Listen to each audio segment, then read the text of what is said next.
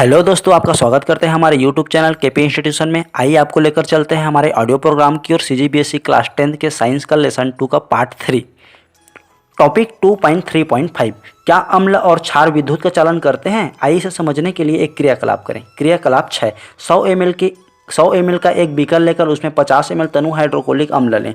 एक rubber cork पर 2 आल्पिन लगाकर बीकर में रख दीजिए। चित्रानुसार आल्पिनों को 9 वोल्ट की एक बैटरी, टार्च के बल्ब तथा स्विच को तांबे के तार के माध्यम से जोड़ दीजिए। क्या बल्ब जला? इसी प्रक्रिया को तनु सोडियम हाइड्रोक्साइड विलयन के साथ दोहराएं। क्या अब भी बल्ब जला? कक्षा 9वीं में हमने क्रियाकलाप के द्वारा समझा है कि आयनिक यौगिकों के जलीय विलयन में विद्युत धारा प्रवाहित करने पर बल्ब जलने लगता है। इससे यह निष्कर्ष निकलता है कि आयनिक पदार्थ विलयन में अपने आयनों में विभक्त होकर के विद्युत का चालन करते हैं। इसी प्रकार उपरोक्त क्रियाकलाप में अम्ल और क्षार के विलयन द्वारा विद्युत चालकता यह प्रदर्शित करती है कि अम्ल और क्षार का भी आयनीकरण होता है। टॉपिक 2.4 आयनीकरण आयोनाइजेशन।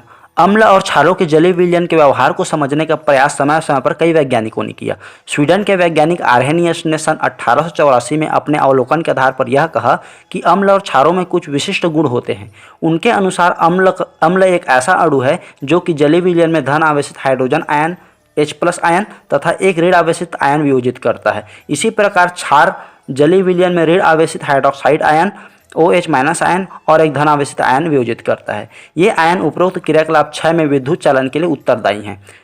समीकरण के द्वारा इसे समझेंगे। H2SO4 tends to 2H+ ion plus SO4 2- ion. दूसरा समीकरण है CaOH को twice tends to Ca2+ ion plus 2OH- ion. आयनीकरण अर्थात आयोनाइजेशन मुख्यतः पदार्थ के विलयन की सांद्रता और उसके आयनों में वियोजित होने की क्षमता पर निर्भर करता है। यहाँ एक बॉक्स में स्वांते आर्हेनियस के संदर्भ में जानकारी प्रदान की गई है। इनका जन्म 1859 में हुआ तथा इनकी मृत्यु 1927 में हुई। वे स्वीडन के वैज्ञानिक थे। उन्होंने जलीय विलयनों में आयनिक पदार्थों की विद्युत चालकता को समझाया। उन्होंने सुझाव दिया कि आयनिक पदार्थ जलीय विलयन में अपने अवयवी आयनों में विभक्त हो जाते हैं तथा यही आयन विद्युत का चालन करते हैं। उन्होंने अम्ल और क्षार के गुणों को H+ आयन तथा OH- आयन के बनने के आधार पर समझाया। उन्हें सन 1903 में नोबेल पुरस्कार द्वारा सम्मानित किया गया। टॉपिक 2.4.1 क्या सभी यौगिक जिनमें हाइड्रोजन है वे अम्ल हैं? क्रियाकलाप 7, एक 100 ml के बीकर में 50 ml ग्लूकोज विलयन लेकर उपकरण को क्रियाकलाप 6 में दर्शाए अनुसार व्यवस्थित करें। क्या बल्ब जला? क्रियाकलाप 6 में तनु हाइड्रोक्लोरिक अम्ल लिए जाने पर बल्ब का जलना यह इंगित करता है कि HCl अणु के आयनन के पश्चात H+ आयन बनते हैं, जबकि ग्लूकोज विलयन में H+ आयन नहीं बनते। अतः यह आवश्यक नहीं है कि ऐसे सभी यौगिक जिनके रासायनिक सूत्र में हाइड्रोजन होता है वे अम्ल ही हों। टॉपिक 2.4.2 क्या अम्ल केवल जलीय विलयन में ही आयनन उत्पन्न करते हैं? क्रियाकलाप 8, एक शुष्क परख नली में लगभग 1 ग्राम सोडियम क्लोराइड लीजिए। इसमें 1 से 2 ml सांद्र सल्फ्यूरिक अम्ल परख नली की दीवार की सहायता से डालिए। क्या परख नली से कोई गैस बाहर निकलती है? अब परख नली के मुंह के समीप शुष्क नीला लिटमस पेपर ले जाइए। क्या नीले लिटमस पेपर का रंग बदला? अब परख नली के मुंह के समीप गीला नीला लिटमस पेपर ले जाइए। क्या अब नीले लिटमस पेपर का रंग बदला? शिक्षकों के लिए यहाँ आवश्यक निर्देश दिए गए हैं। यदि हवा में नमी हो तब हाइड्रोजन क्लोराइड गैस के परीक्षण से पहले उसे अनाद्र कैल्शियम क्लोराइड से भरी नली में प्रवाहित कर शुष्क कर लें।